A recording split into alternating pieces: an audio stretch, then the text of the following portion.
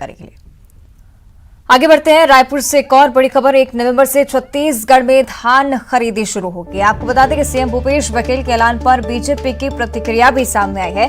पूर्व नेता प्रतिपक्ष धर्मलाल कौशिक का एक बयान सामने आया। लगातार 2 सालों से बीजेपी इसकी मांग कर रही थी, सरकार डरी हुई है, इसलिए हड़बड़ी में इसकी घोषणा की गई है।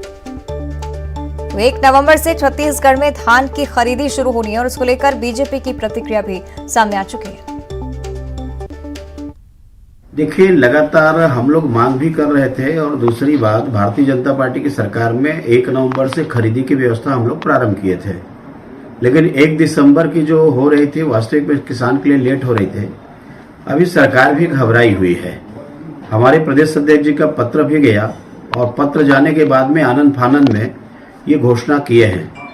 लेकिन मैं समझता हूं कि जिस प्रकार से अभी कांग्रेस जा रहे हैं, कल उनके कार्यक्रम को मैं देख भी रहा था, और जो पब्लिक का जो रिस्पांस जो मिलना चाहिए, जो प्रश्न पूछ रहे हैं, ये पूछ रहे हैं काम हुआ तो बोलते हैं नहीं हुआ है, ये पैसा मिला तो नहीं मिला है।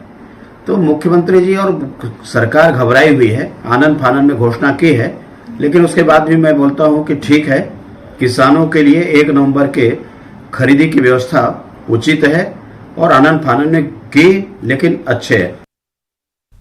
आगे बढ़ते बात करेंगे जांजगीर चांपा की। आरक्षण पर हाईकोर्ट के फैसले पर पीएल पुनिया ने अपनी बात रखी है। आरक्षण के मुद्दे पर उनका बयान सामने आया। हाईकोर्ट ने सोच समझकर निर्णय लिया है। उनकी तरफ से कहा गया कि पिछले सरकार के निर्णय की प्रक्रिया दोषपूर्ण रही थी और बीजेपी की सरकार ने सही फैसला नहीं लिया था। कुछ भ्रांतियां हैं, उसके लिए सुप्रीम कोर्ट जाना होगा।